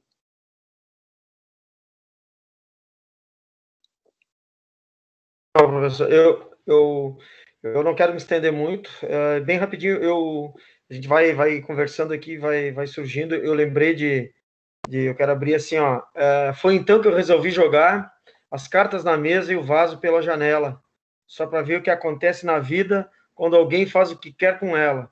Acontece que eu não tenho escolha, por isso mesmo é que eu sou livre. Não sou eu mentiroso, foi Sartre que escreveu o livro. Não sou afim de violência, mas paciência tem limite. Eu quero dizer isso, não sei se seria correto a gente fazer, voltando ao iluminismo hoje, se seria correto hoje fazermos uma analogia com o nosso atual momento, né, de uma certa limitação do poder do Estado aí sobre o indivíduo. E eu vejo muito assim, estudando e lendo, eu confesso que eu não sou muito entendedor da matéria, estou aprendendo aqui com todo mundo, mas os direitos individuais vejo que estão meio que perdidos, e a vida, a liberdade, a dignidade, enfim. Será que isso tem os dias atuais hoje uma analogia com o iluminismo? E eu gostaria de deixar também um filme também que eu vi e me desconcertou, que foi o desconcertante Experimento de Milgram sobre o comportamento humano. Experimento de Milgram. Ele está na Netflix. Tá? Conta a história aí de que aconteceu, deixa eu ver aqui, em 1962. 40 homens entre 20 e 50 anos participaram voluntariamente de uma pesquisa na Universidade de Yale, nos Estados Unidos. a punição como método de aprendizagem. Maluco isso, né? Mas, enfim, é isso. A minha questão maior é o iluminismo e os dias atuais, né, professor? Não, com Era certeza, isso. Obrigado. Renato. Eu ia te perguntar, Renato, obrigado. Foi você que escreveu esse poema ou esse... Não. Isso eu escutei quando eu tinha 15 anos. Ele faz parte do filme, do disco do Engenheiros do Havaí, A Revolta dos Dandies. A música se chama, deixa eu ver aqui, Guardas da Fronteira. E MPB, né, pessoal? Que legal, né? Com certeza, né? Bom, o Gabriel Pensador, né, gente, também é fantástico, né? Outros autores aí, né, são... Eu perguntei isso, viu, Renato? Porque um grande instrumento é a música, né, gente? As letras, os poemas, né? Para a sala de aula, tá? Com certeza, porque às vezes na linguagem formal a gente não consegue, né, Renato? Chegar onde a gente quer, né? Às vezes com uma música a gente consegue, né? Tem raps, tem letras aí muito interessantes, né? Mas só antes de mencionar... Professor, desculpa te interromper. Não. Quando o Legião Urbana lançou a letra Que País é Esse? Eu tinha um professor de história, já um senhor, cabelos brancos, havia sido professor do meu pai e da minha mãe, para tu ver. Eu tenho 48 anos, então, tu imagina. E ele colocou aquela letra no quadro, pô, ele ganhou a gurizada, né? E aí, aquilo foi assim, isso nós estamos falando em 1988, tá? Ele colocou a letra no quadro, um senhor, e aí... Então, ali foi um estalo de, pô, eu adoro, então, eu acho que eu vou seguir por esse caminho, sabe? Vier da aula vai ser, eu vou buscar a música. Não, com certeza, né, Renato? Fico super feliz, gente. Isso aí, hoje a gente chama de metodologia ativa, né? Mas é isso mesmo, né? Buscar todos os recursos que a gente possa se aproximar dos estudantes, né? Maravilha. Mas assim, Renato, e aí, buscando um pouco, gente, na pergunta anterior, né? Tem um momento importante na filosofia, né? A filosofia política, que vai se discutir, por exemplo, a questão do papel do Estado, da sociedade, do indivíduo, né? E tem autores, né? Já mencionou o Hobbes, né? O Hobbes vai ter essa visão sobre o homem, né? Não é à toa que o Hobbes sugere um Estado forte, né, gente? O Estado armado, né? Enfim, que vai ter que conter esse homem violento, enfim, né? Que tem essa tendência à violência. Já, olha que interessante, tem outros autores, né? O Rousseau, que tinha outra visão, né? O Rousseau entendia que o homem ele nascia livre, mas a sociedade induzia esse homem ao mal, ele usa a palavra acorrentada, né? Também fazendo um pouco a ideia do Platão, né? E já o Locke, que era um outro autor importante, um autor do liberalismo, ele vai propor um meio termo, né? Ele vai dizer, olha, o homem não é nem bom nem mal, né? Tem que haver uma regulação, enfim, né? Então são os chamados autores contratualistas, tá, gente? Que são autores super importantes, assim, e colocaram questões que a gente não resolveu também, né? Hoje, né? Qual é o limite para a liberdade individual, né? E para o direito coletivo, né? Um pouco que a gente está vivendo agora, né? Será que eu posso sair sem máscara, né? Contaminando os outros, né? Porque eu sou livre, né, gente? Então, tem limite, né? Inclusive está no Código Penal, né? Que não pode fazer isso, né? E até nos Estados Unidos, né, a gente tem grupo que defende isso, né? Eu tenho liberdade para fazer o que eu quiser, né? Se eu quiser sair sem máscara, contaminar todo mundo, eu posso, enfim, né? Então são temas muito atuais, tá, Renato, que a gente não resolveu. E o iluminismo com certeza tem, tá? O que um pouco, acho que foi o Luciano que falou daquele período da Revolução Industrial, né? Na Revolução Industrial também, pessoal, as pessoas ficaram assim um pouco, como é que eu vou dizer, não iludidas propriamente, mas ficaram assim, eufóricas, né? Elas não estão vendo aquilo, né, gente, onde ia dar. De repente não estão vendo ainda, né? É o caso do plástico, que eu mencionei para vocês. Quando inventou o plástico, todo mundo ficou feliz da vida, né, gente? Tá? Mas olha aí o que está nos causando plástico agora, é terrível, né? Até dentro dos nossos corpos está entrando, né, microplástico, né? Então, assim, é uma coisa, olha o carro, né, o que aconteceu também, a poluição que está gerando, né, o problema sonoro, enfim, né? Parece que nós estamos, a palavra é deslumbrado, tá, Renato? Que nós estamos deslumbrados com tudo isso, né? Então a gente não consegue ainda, de repente, raciocinar, não consegue ter uma visão mais crítica, que isso não nos traz, de fato, satisfação, que não resolve os problemas básicos, né? E que essa conta, logo mais, ela está crescendo e logo mais ela vai chegar tão grande que a gente não vai conseguir pagá-la, né? Mas, como eu disse, por outro lado, né, Renato, eu diria assim que o que nos distingue hoje do mundo industrial, né, gente, é a incerteza cada vez maior, tá? Por vários motivos, né, gente, hoje, porque nós somos muito mais numerosos, né? O número de atores hoje, se a gente pensar em atores, né, empresas, governos, enfim, né, conglomerados e tudo mais, grupos religiosos, enfim, é muito mais complexo, né, em número, até em qualidade, né, do que era nesse período. E isso tudo gera um risco, né? Então, por exemplo, quem de vocês, gente, arriscaria fazer uma previsão para os próximos 2 anos? O que vai acontecer no ano que vem? Alguém sabe me dizer? Nem no ano que vem, pessoal. Né? A gente não tem como dizer, não, no ano que vem a economia vai voltar, não sei o que, não sei o que, não sei o que. Mas se vem uma segunda onda, pessoal, do corona, né? Ou se um novo vírus, né, surge aí. Tá? Então a gente por isso tem alguns autores, né, alguns sociólogos, o Ulrich Beck, né, o Beck que faleceu agora há um tempo atrás, ele cunhou esse termo de sociedade do risco, né?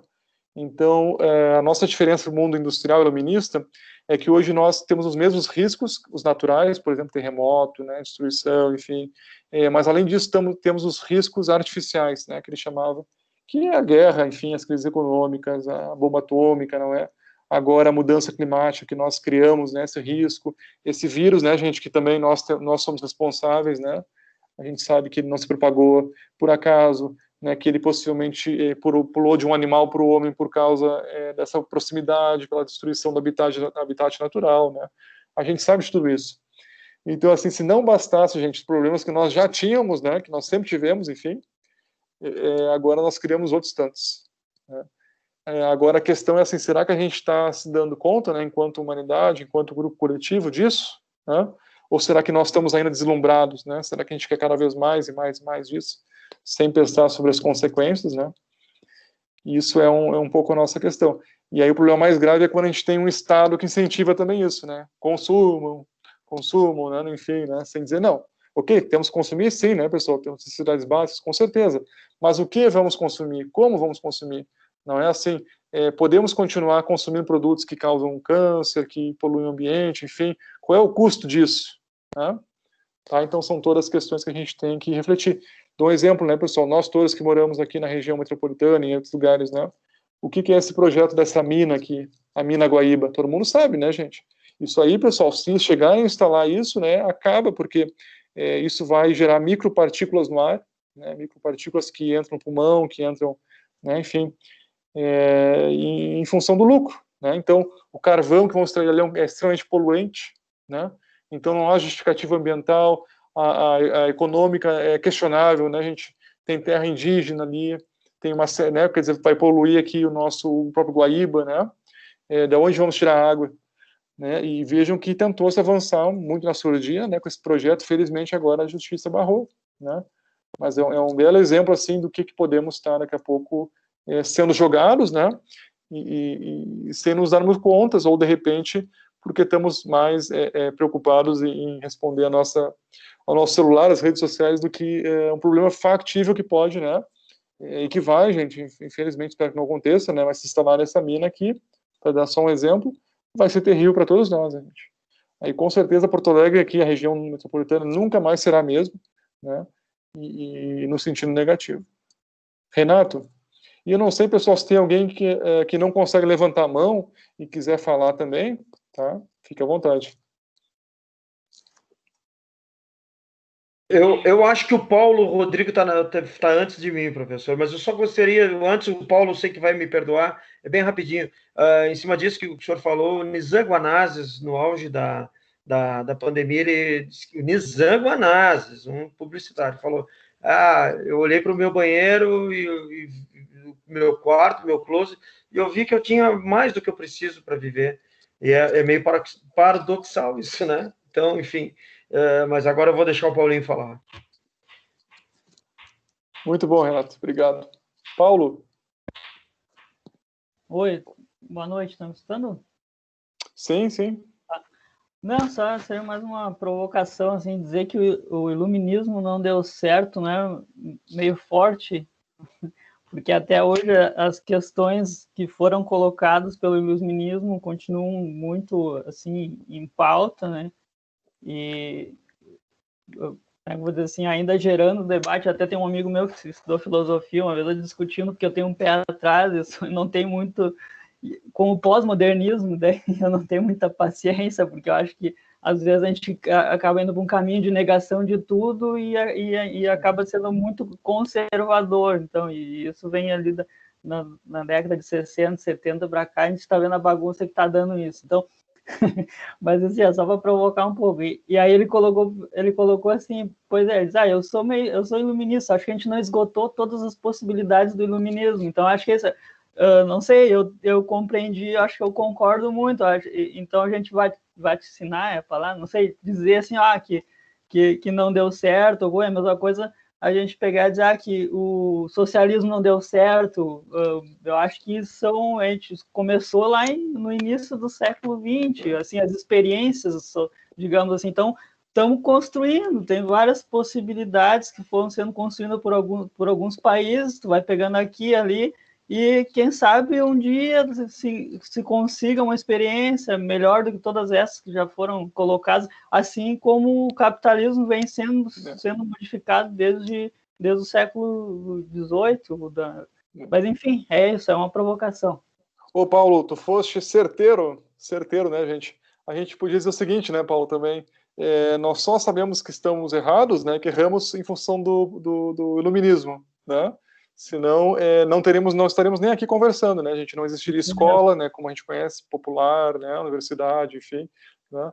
Então a gente não saberia que estava errado, né? Que erramos em algumas coisas, né, Paulo? Sem dizer, né, pessoal, das grandes conquistas que nós tivemos tecnológicas, científicas, né, remédios, enfim, né, e tudo mais, tá? Então acho muito bem colocado, viu, Paulo, essa sua observação, né? E assim como qualquer projeto humano, né, o iluminismo estava sujeito ao contingenciamento, né, e até mesmo que o Weber dizia das consequências inesperadas, pessoal, né. Nenhum de nós tem, imagina alguém inventa uma coisa agora, né, mesmo né, que pode parecer com muito uso, enfim, né, de fato, ser entendido pela ciência, mas pode ser daqui 50, 100 anos traga problemas, né. Então isso faz parte da contingência da experiência humana, né. Mas gostei muito, viu, pela sua colocação, realmente, né? Faz todo sentido. O iluminismo ele agregou muitas coisas também, e talvez a maior contribuição dele seja essa, nos permitir ter instrumentos para perceber no que nós também erramos, né? Luciano? Permite só um pouquinho, só antes, Luciano, só para deixar um pedacinho de uma letra de uma música, então, do Gilberto Gil, que eu gosto muito, que é Queremos Saber, que diz: queremos saber o que vão fazer com as novas invenções. Queremos notícia mais séria sobre a descoberta da antimatéria e suas implicações na emancipação do homem, das grandes populações, homens pobres das cidades, das estepes, dos sertões. Esse é só o iniciozinho ali da música. Eu acho que é isso. Também para que servem as invenções, né? Se for tem que ser para algo bom, né? Para a emancipação do homem. É isso. Eu queria só para concordar com o Paulo ali, quando ele fala que talvez o iluminismo não tinha acabado, tem um livro do Stephen Pink, acho que fala assim, que é o Novo Iluminismo. Ele trata das questões atuais como um possível surgimento de um novo movimento parecido com o iluminismo. Uhum. Ele que fala isso. Muito bom, Paulo e Luciano, muito bom. Temos o Márcio, pois não? Eu posso falar depois do Márcio, então, eu não sei quando tem a mãozinha. Ah, tá certo. Márcio, então, depois, ele pode falar, Márcio. Então, eu ia perguntar sobre o que o professor falou do agir comunicativo do Habermas, né?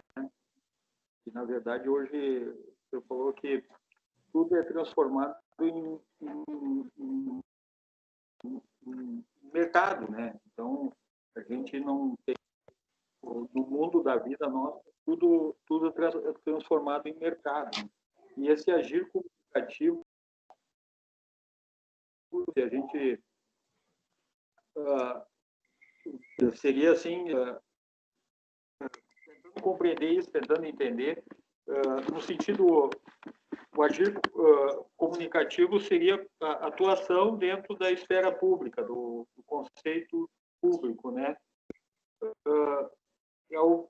E nesse conceito, a própria internet, ela não modifica o nosso agir comunicativo hoje. Eu não sei se eu fiz me entender, professor. O Márcio, para quem não conhece, né, o Habermas ele tem essa teoria que ele chama a teoria da ação comunicativa, e ele vai então opor de um lado o mundo da vida, não é, ao mercado, né? E é muito interessante. Tem teses que estão analisando a questão da internet, das redes sociais, tá, Márcio?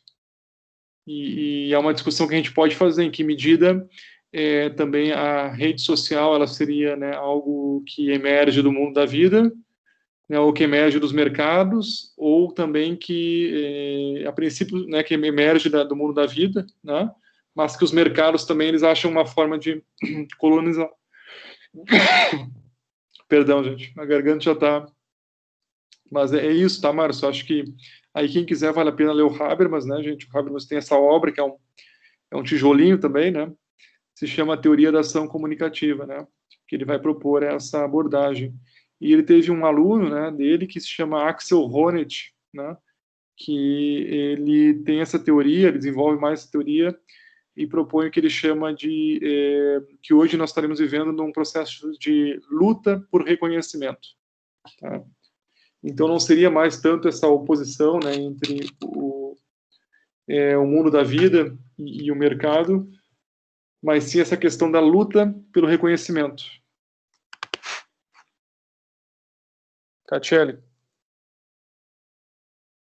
Professor, entrando também nesse assunto, eu estava pensando agora, enquanto eu escutava os colegas falando, e também essa questão da luta pelo reconhecimento, isso entra também um pouco na psicologia de Jung, porque quando a pessoa se defronta com a própria sombra, que seria uma parte do nosso inconsciente individual, a pessoa não gosta daquilo que vê, então ela mantém aquilo obscurecido, e ela usa essa máscara, né, que seria as redes sociais, o consumismo e tudo mais, né, e aí volta na questão de que o iluminismo não acabou, né, e usa essa máscara exatamente para isso, para que haja esse reconhecimento, né, e só que um quer ser reconhecido mais do que o outro, um quer ser mais importante do que o outro, e por não ser, isso gera diversas frustrações, e a pessoa acaba se deparando, quando ela está sozinha, ela acaba se deparando com a própria sombra, que é aquilo que ela não revela de forma alguma, e isso gera diversos conflitos, inclusive que se transformam depois em violência, o próprio narcisismo, as pessoas com tendências suicidas e tudo mais, seria porque não conseguiu o reconhecimento que ela acha que merece, né? E aí, quando ela não consegue, ela se frustra, e essa frustração faz com que a pessoa se depare com aquilo que ela tem na sua sombra. Então, isso já entra mais por uma parte bem junguiana da alma mesmo, e existem hoje também terapias que as pessoas fazem, inclusive, assim, terapeutas holísticos usam bastante, né, essa terapia dos arquétipos, mas usam os arquétipos positivos para que consigam tirar esse confronto, essa parte, eliminar essa coisa ruim que a pessoa guarda dentro dela, que é o que ela guarda na sua sombra, para que ela possa melhorar emocionalmente, e que essa busca por reconhecimento não frustre tanto, e que a pessoa consiga continuar a sua vida sem precisar ser reconhecida. Eu ia dizer para vocês, a gente, uma má notícia, né? Eu, como sociólogo e outros tantos, a gente entende que isso tende a piorar, né? Porque essa grande exposição que ocorre nas redes sociais, ela gera, inclusive, depressão, né? Suicídios e outras coisas, né? Porque, obviamente, que as pessoas... Todo mundo quer compartilhar coisas boas, né? Enfim, ou coisas que acha que são boas e que vai aumentar o seu reconhecimento, né? Então, a gente navega pela internet, lá pela Santo acha, não, na minha vida não acontece nada de bom, né? ou enfim, né, com os outros está tudo maravilhoso, né, comigo só que está ruim, né. Então tem certas assim deturpações que as redes sociais criam, gente, até com problema dos algoritmos mesmo, como eles são programados, né, que são graves, né. Então eu diria assim que esses problemas mesmo que o Freud já indicava, né, a gente, esse mal-estar que a civilização gera, né, porque ela gera um estímulo no indivíduo, mas ao mesmo tempo ela não consegue criar meios de suprir esse indivíduo, né? Então, na nossa sociedade que é extremamente consumista, né, a gente impulsiona as pessoas para consumir, mas não tem como todos consumir, né? Ainda bem, né? Imagina assim, se todos pudessem consumir uma mansão né, enorme, gigantesca, com quantos ar-condicionados, né? O planeta não aguentaria, né, gente? Tá? Então vejam que a sociedade ela cria cada vez mais insatisfação, né? E como se lida com a insatisfação, né? A gente não é preparado também para lidar com a insatisfação, para lidar com a derrota, né? Lidar com a frustração, né? Então, com certeza, isso vai cada vez mais os consultórios vão ficar lotados, né, gente? Tá? Vão ficar lotados, né? E porque são problemas assim que a gente não resolve, né? Problemas sociais, né? Mais profundos, filosóficos, né? Existenciais, individuais, mas coletivos também que a gente não está resolvendo, né? Vejam esse movimento, por exemplo, de adolescentes que buscam, né, elegem um ídolo e buscam ser igual a esse ídolo, né? Então, assim, é algo muito, muito curioso, muito interessante e trágico, né? Movimentos de meninas que fazem da anorexia, por exemplo, né, grupos, redes sociais, né, de que ensinam a como ser anorexo, né? Ensinam, enfim, como mutilação e outras coisas tantas, né? Tá? Então, são todas aí questões interessantes e trágicas para a gente discutir, né? Pessoal, a gente se alongou bastante hoje, né, mas realmente estava muito boa aqui a conversa. E eu agradeço muitíssimo a todos vocês pela participação, pelas contribuições sempre qualificadas, né, sempre aprendo muito, muito com vocês e agradeço. Então, nós temos agora, né, a disciplina pela frente, temos também essas tarefas que têm que ser realizadas, e eu estou muito curioso para ver os trabalhos, né, finais, que vão ser depois também discutidos no nosso seminário.